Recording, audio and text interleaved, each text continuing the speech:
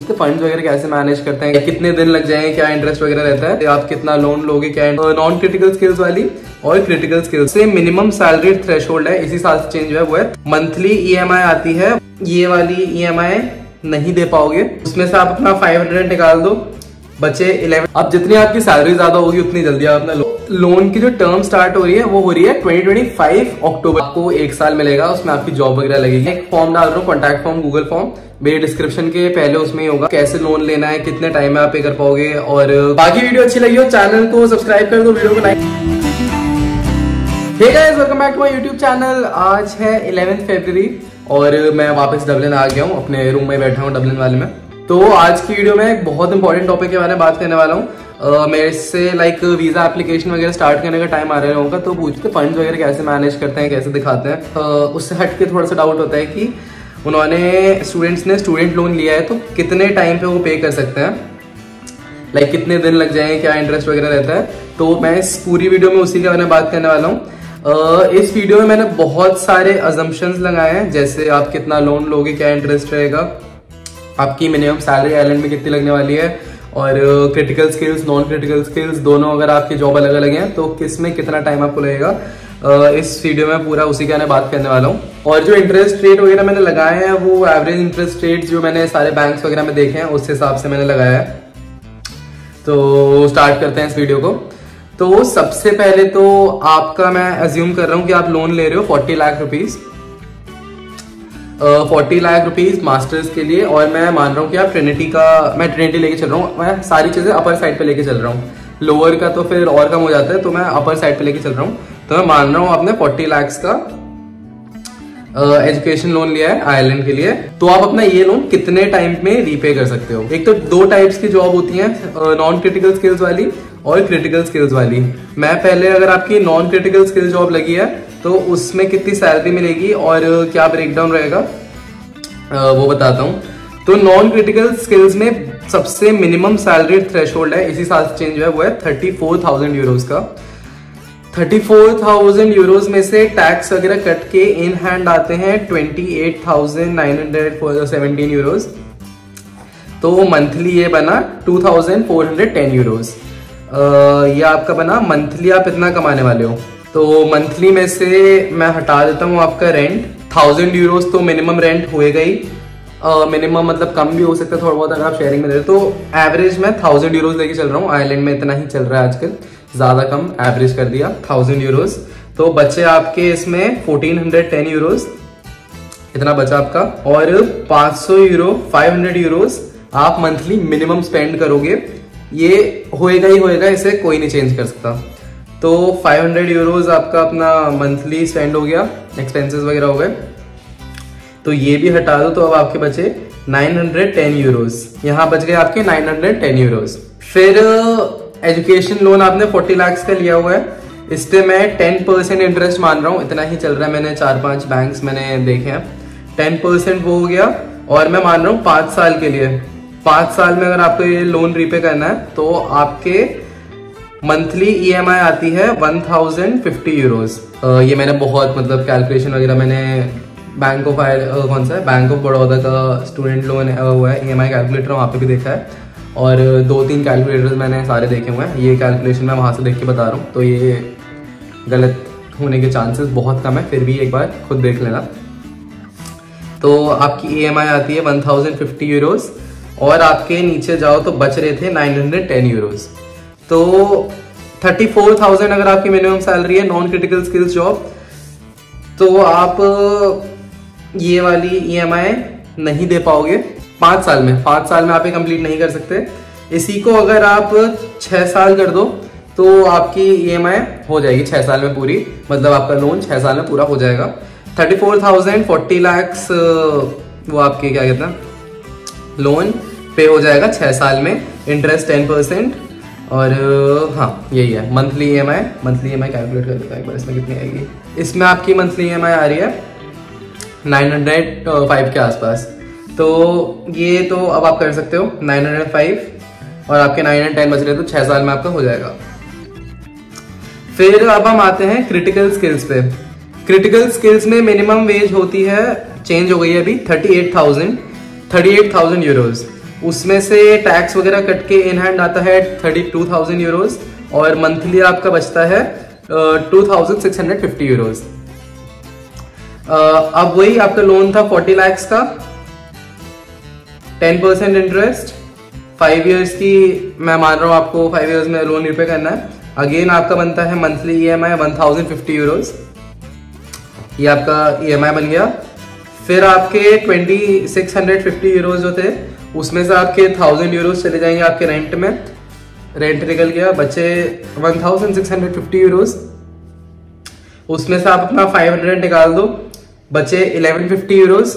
1150 euros में से अब आप कर सकते हो 1,050 की अपनी EMI निकाल दी।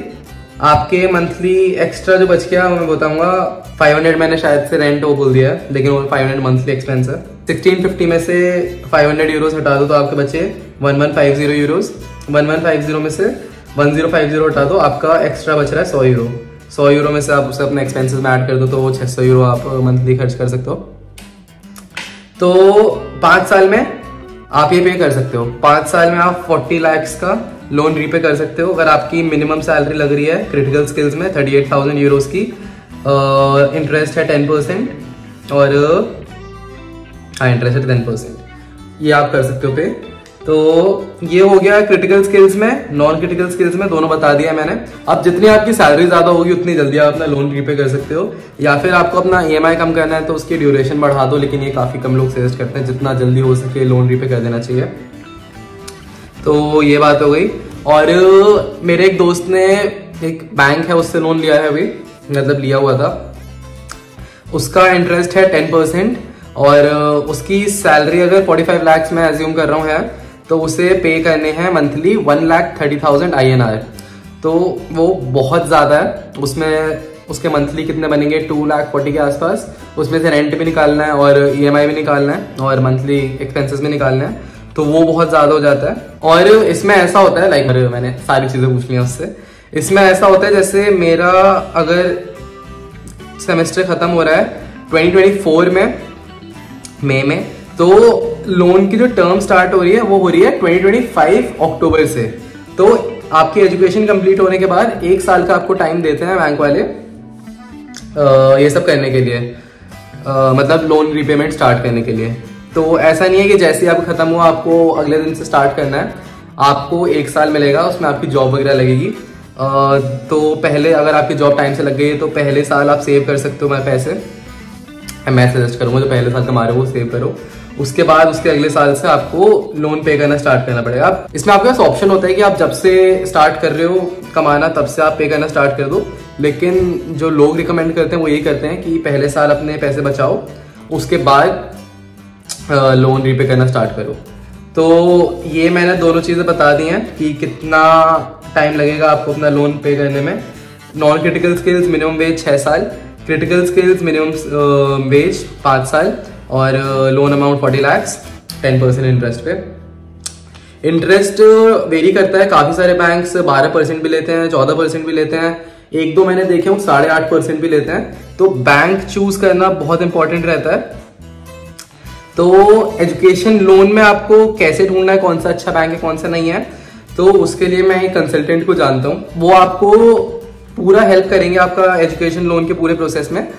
मैं एक फॉर्म डाल रहा हूँ, कॉन्टैक्ट फॉर्म, गूगल फॉर्म, मेरे डिस्क्रिप्शन के पहले उसमें ही होगा, पहली लाइन में फॉर्म होएगा, तो वो फॉर्म फिल करो आप। तो आपको पूरा गाइड करेंगे कि आपको कैसे लोन लेना है, कितने टाइम में आप पे कर पाओगे और कौन सा बेस्ट इंटरेस्ट ऑप्शन रहेगा, और कोलैटरल वगैरह का भी वो पूरा बताइए कि आप कोलैटरल रख सकते हो नहीं रख सकते। तो वो आपको 0 से लेकर 100 तक पूरा हेल्प करेंगे। और उसके बाद वीजा एप्लीकेशन में भी क्या क्या लगाना है, लोन के डॉक्यूमेंट्स कैसे लगाने हैं, आपका लोन होना चाहिए पूरा अकाउंट में डिसबर्स नहीं होना चाहिए, पूरा हेल्प करेंगे। अगर आपकी वीजा एप्लीकेशन स्टार्ट नहीं हुई है उसमें भी पूरी हेल्प करेंगे वो 0 से लेकर 100 तक, जब तक आप आइलैंड में लैंड नहीं हो जाते। और अगर आपकी कॉलेज अभी तक एप्लीकेशन नहीं हुई है तो उसमें भी पूरी हेल्प करेंगे। तो आपको जो डाउट है आयरलैंड यूके वगैरह से लेकर वो आप पूरा इसमें देख सकते हो, वो पूरा हेल्प करेंगे आपको। तो फॉर्म में अपना सबसे ऊपर डिस्क्रिप्शन में डाला हुआ है, वहां पे जाके फॉर्म देखो। और हाँ अच्छा है, वो पूरा हेल्प करेंगे, कोई दिक्कत नहीं होगी। एजुकेशन लोन लेने से पहले आपको अपना भी थोड़ा रिसर्च करना पड़ेगा। आप देखो बैंक्स वगैरह कितने इंटरेस्ट दे रहे हैं। मैंने सुना है कि बैंक ऑफ बड़ौदा होता है थोड़ा कम देता है, SBI होता है वो थोड़ा कम देता है, लेकिन अगेन आप खुद पूरी रिसर्च करो इस बारे में, क्योंकि ये बहुत इंपॉर्टेंट होता है और लोन के डॉक्यूमेंट्स पढ़ना बहुत ज़्यादा इंपॉर्टेंट है। काफ़ी अलग अलग चीज़ें होती हैं, तो उसमें आपको एक हेल्प मिल जाए ना, तो एक मेजर स्ट्रेस हट जाता है दिमाग में से। तो मैं यही रिकमेंड करूँगा कि कोई कंसल्टेंट ढूंढो और उनसे बात करो। तो मैंने कंसल्टेंट की अपनी डिस्क्रिप्शन में लिंक डाल दिया है। आप फॉर्म भरोगे, वो सामने से आप कॉन्टैक्ट करेंगे। कॉलेज एप्लीकेशन नहीं है उसमें हेल्प करेंगे, वीज़ा एप्लीकेशन नहीं है उसमें हेल्प करेंगे, आयरलैंड UK आने में पूरा हेल्प करेंगे, कोई दिक्कत नहीं होने वाली।